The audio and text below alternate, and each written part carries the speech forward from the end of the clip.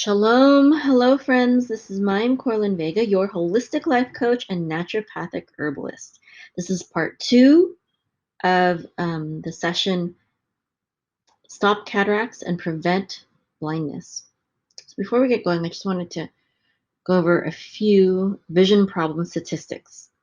The main disease-related causes for visual impairment in the world include cataracts at 33%, glaucoma at 2%, age-related macular degeneration or AMD at 1%, diabetic retinal damage also at 1%.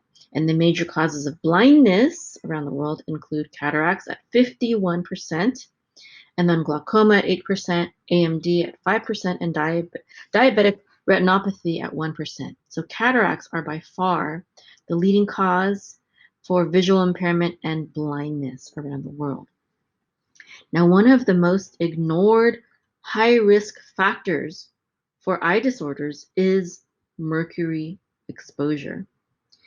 And interestingly, not too long ago, many eye drop medications actually contained a mercury preservative called thimerosal, which is absorbed into your eye and enters your lens.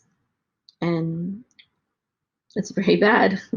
And thimerosal is, as you may or may not know, also found in vaccines, most commonly the flu vaccine.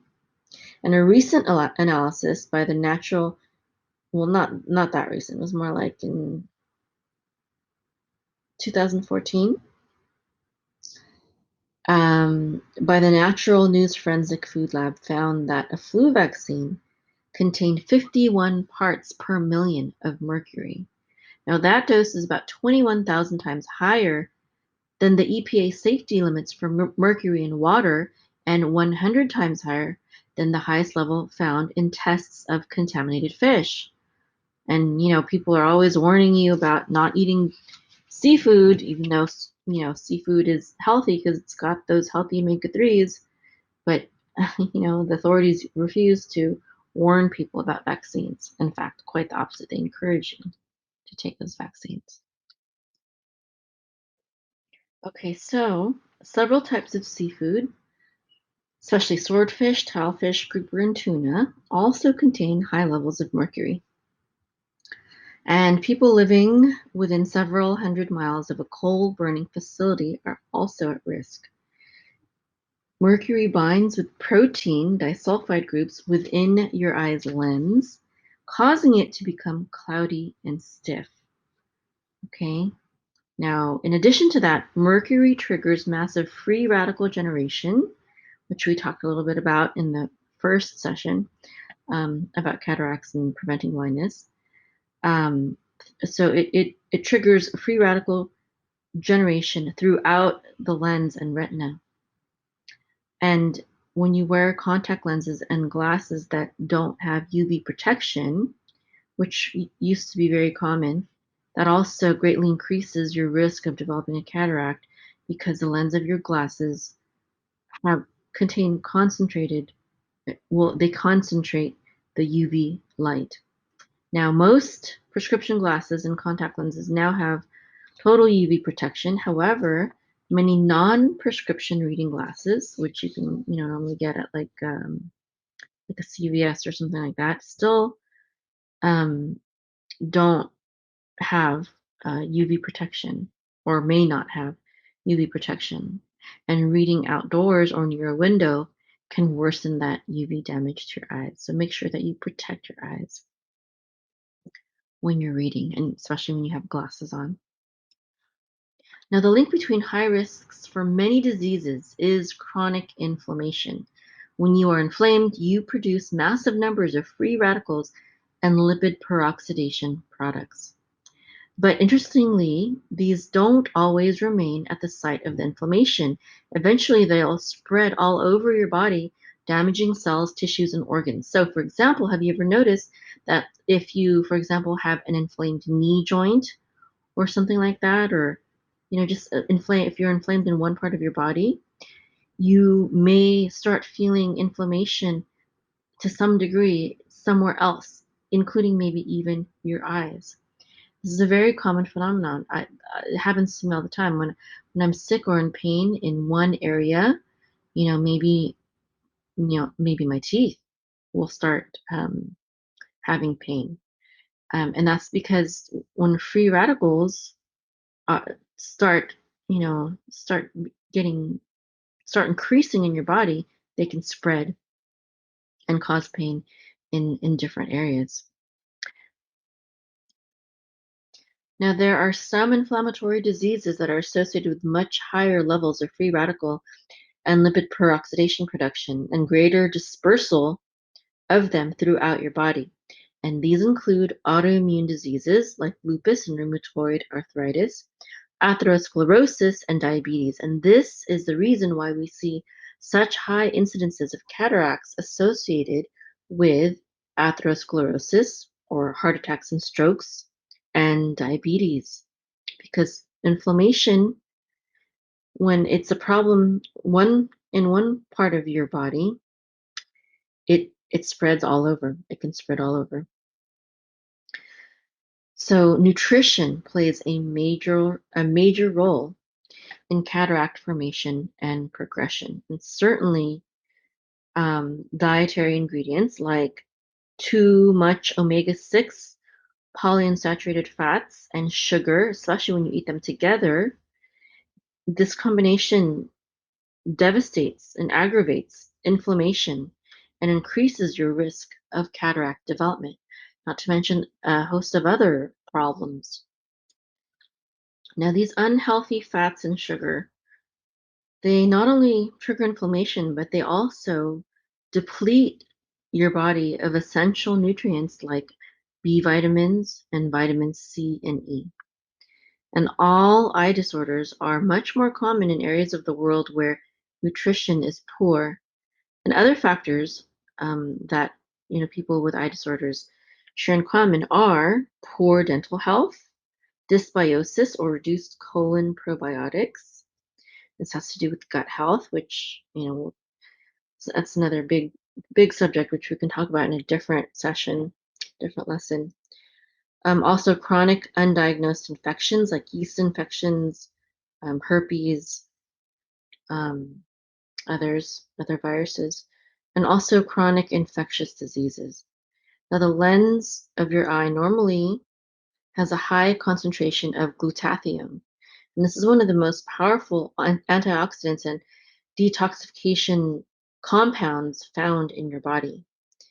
And glutathione is important for protecting against UV light damage, but also for fighting against mercury toxicity.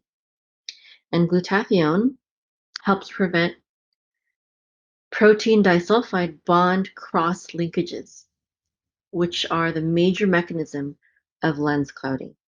Okay, so it's vital for transportation of nutrients and antioxidants within your lens. And there was a study that found that glutathione was reduced by 81% in people with cataracts. That's how major a factor it is. Now, the lenses of older people were also shown to have less transfer of glutathione into the lens, which means that aging reduces lens glutathione levels, and it makes the lens more vulnerable to oxidative damage and free radical damage. Now, there's another process that plays a major role in lens clouding, and this is the production of advanced glycation end products, or AGEs. Now, this process results in the oxidation of proteins and subsequent clouding of your lens also. And again, this is also caused by a diet high in sugar and simple carbohydrates. Okay. Now, resveratrol and carnosine can powerfully reduce AGEs and prevent the protein aggregation that causes cataracts.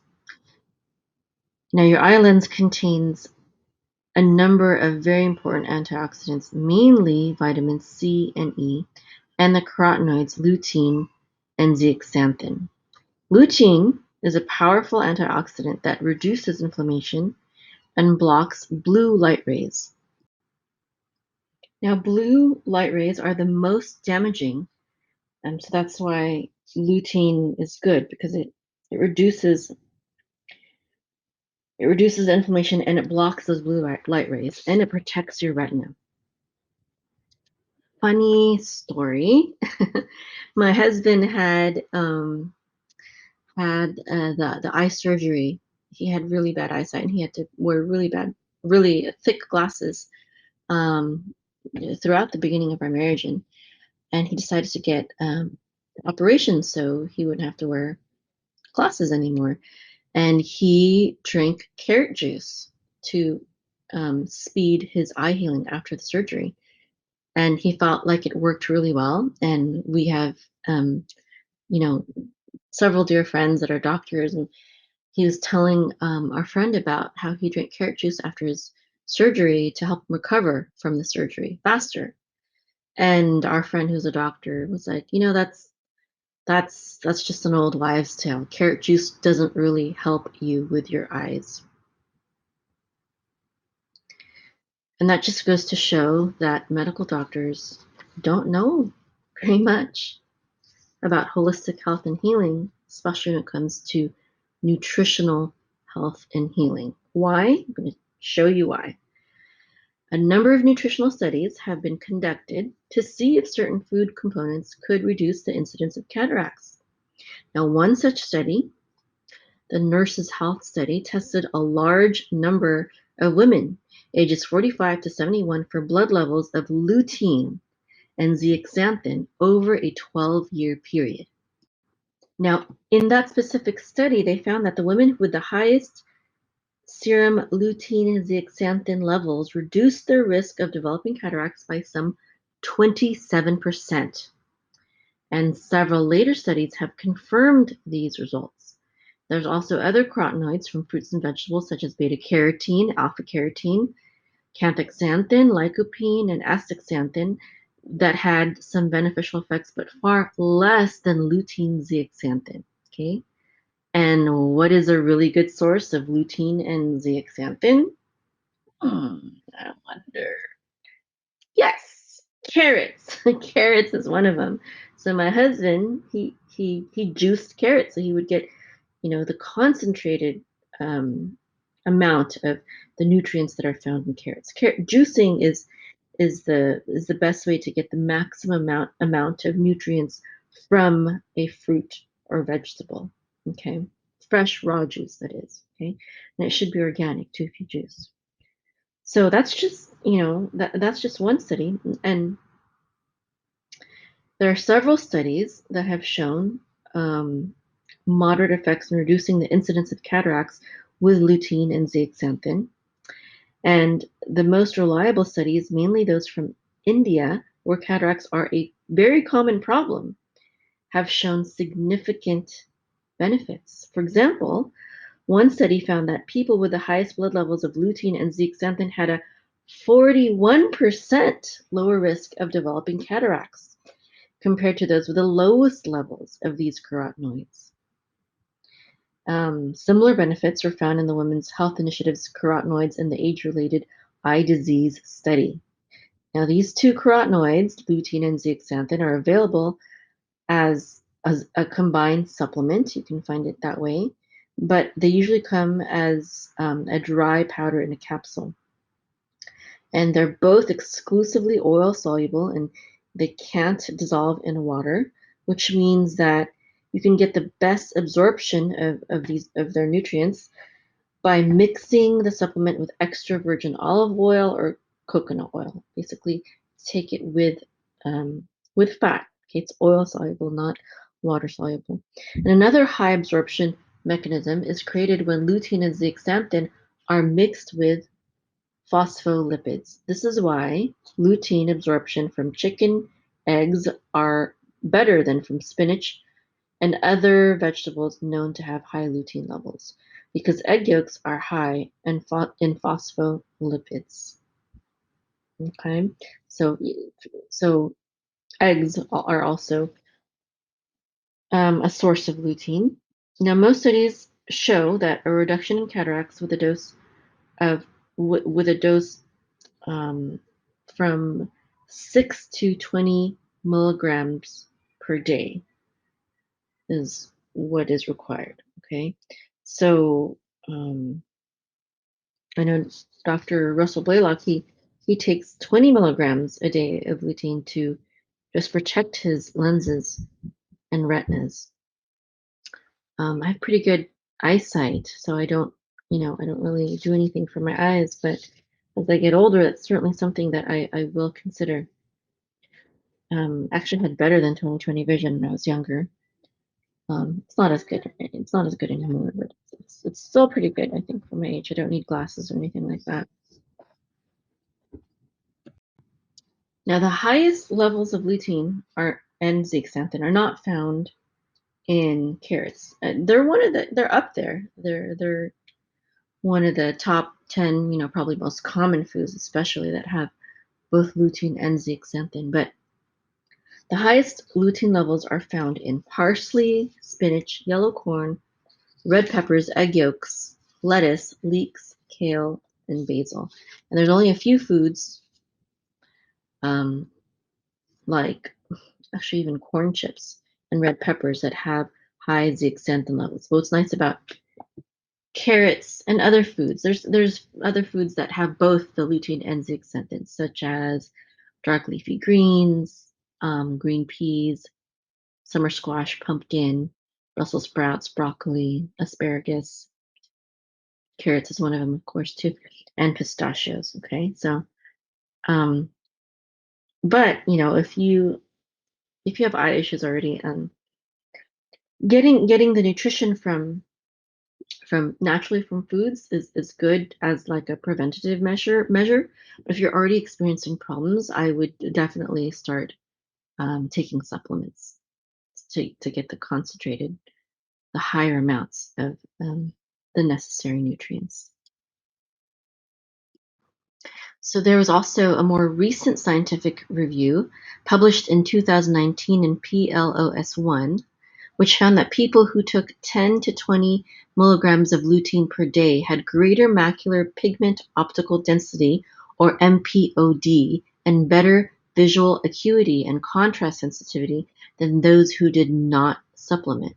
According to the authors of this 2019 PLOS1 review, they said that the available evidence suggests that dietary lutein may be beneficial to AMD patients, and the higher dose could make MPOD increase in a shorter time. Lutein has also been shown to prevent cell death caused by retinal detachment when administered in a timely manner, and can even help improve night vision. So research has also shown that lutein protects it has neuroprotective qualities, improving your memory and boosting intelligence. And it may even help prevent neurodegenerative diseases like Alzheimer's and Parkinson's. Okay, so now let's talk about curcumin and quercitin. They reduce oxidation. They operate together as antioxidants to reduce inflammation and to control many of the pathological mechanisms that cause cataracts. And they're also both oil soluble, which means you should take them with something oil based, fatty, like coconut oil or olive oil. Now, excessive accumulation of calcium in the lens also plays a major role in cataract development, and curcumin has been shown to prevent this as well. Now, there's one complication of treating cataracts, which occurs in 30 to 50% of patients within 3 years of their cataract surgery. And this is the development of an epithelial overgrowth behind the new lens. And this development causes impaired vision to return. But a study around before 2016, I believe, found that curcumin could prevent this complication. And quercetin has also been shown to reduce aging of the eye and the risk of cataracts, especially in people with diabetes. Now, one of the main sources of free radicals in the lens comes from the accumulation of hydrogen peroxide secondary to the UVA and UVB rays. And several studies have shown that quercetin suppresses this free radical source in the lens. So Dr. Blaylock suggests taking 250 milligrams twice a day of the quercetin and 250 milligrams of curcumin, which can be mixed with quercetin in the oil. And again, I'm going to reference these recommendations from this session as well as from the part one in the blog post, arukah.com, arukah.com/blog/cataracts. Okay. Now let's talk about some research done on vitamin C. The Nurses' Health Study, which examined a large number of women, found that those using vitamin C supplements for more than 10 years reduced early cataract changes by 77%. That's huge. And in addition, it reduced moderate lens clouding by an incredible 83%.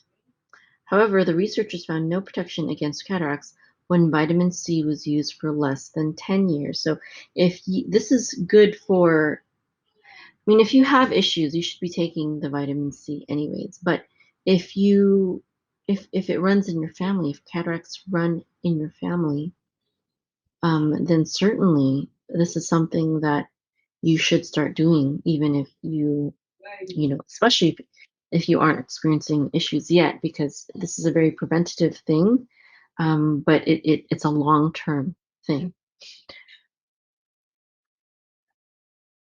So if you already have cataract issues, you should take the vitamin C, but it's not going to be enough. Okay, and so Dr. Blaylock recommends taking 2 grams of vitamin C 3 times per day between meals, not with meals, but between meals, because vitamin C increases iron absorption. Now, another amazing supplement is riboflavin. Now, there's one study done where researchers measured the riboflavin levels in cataract patients compared to healthy subjects and found that 80% of the cataract patients had riboflavin deficiencies, while only 12.5% of the control subjects had a deficiency. And in another study, scientists compared various nutrient combinations, and only the riboflavin niacin combination reduced cataract incidence by 44%. That is huge. And there's another remarkable study, even though it was a small study, but it found that riboflavin in a dose of 15 milligrams produced a dramatic improvement in lens opacities in 24 to 48 hours. That's very fast. And this study included 18 people with minor lens clouding and 6 with fully developed cataracts. That's very noteworthy. And incredibly, after 9 months of treatment, all lens clouding disappeared in all of the patients. This is definitely worth a try. I would definitely try this. Riboflavin. Okay, so again, I'll put this information, exact information about dosages and whatnot in the blog. Now, riboflavin is also known as B2. It's one of the B vitamins, which I do take this fairly regularly. The reason why I take B2 and B complex is because of migraines. So studies have shown that several nutritional deficiencies significantly raise your risk of migraines, including a B2 deficiency. And that was a very key one for me.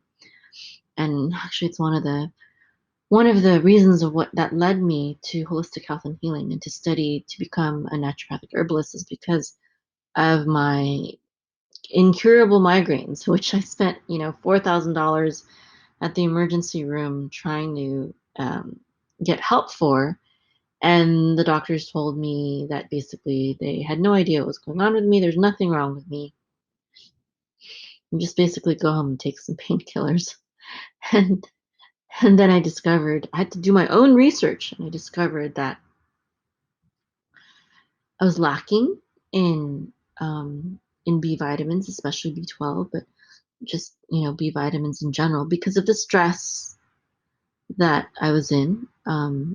But but taking the B vitamins, especially B12, but also B2, riboflavin, it helps. It just completely, totally, and immediately helped me with my migraines.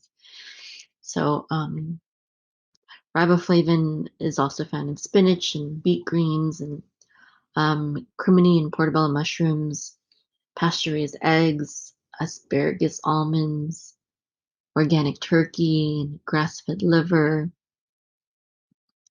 all sorts of healthy foods are just rich in so many important nutrients that help us with so many different things. Migraines, cataracts, so many things. Now, even though I'm a naturopathic herbalist, I have studied heavily orthomolecular nutrition, which is basically um, vitamin therapy under Dr. Andrew Saul, PhD. And the reason why I really like orthomolecular nutrition or vitamin therapy is because vitamins and supplements are very easy. They're very easy to take. They're very affordable, and they're very easily accessible. You can get them almost anywhere. Another supplement that I'd like to talk about is N-acetyl L-carnosine. Okay, now researchers created an eye drop that contains N-acetyl L-carnosine, along with compounds to improve absorption into the eye, allowing it to enter the lens and other structures. And their studies demonstrated that not only did it prevent cataracts, but in some cases completely cleared the opacity of the lens. Now you can find a number of eye drop products that have N-acetyl L-carnosine, but the product called CAN-C, that's CAN-C, is the one that has been extensively tested by the scientists who made the discovery. And the benefits can take from 2 to 6 months to appear, depending on the severity of the cataract. So again, this is Mayim Corlin Vega. I'm a holistic life coach and naturopathic herbalist, and I do offer health and life coaching so I can help and support you through this and just help you achieve your holistic life goals, whether it's supporting you through, healing yourself of cataracts or helping you just attain whatever it is that you want in life. Because being holistic and whole is not only about your health, it's also about your wealth, it's about your relationships, it's about you fulfilling your purpose, okay, in this world. So this is the holistic approach, not just looking at one aspect, the physical, but also taking a look at your mind and your spirit, body, mind, and spirit. So if you would like help or support with that, please just go ahead and visit my website, arukah.com, and request a call.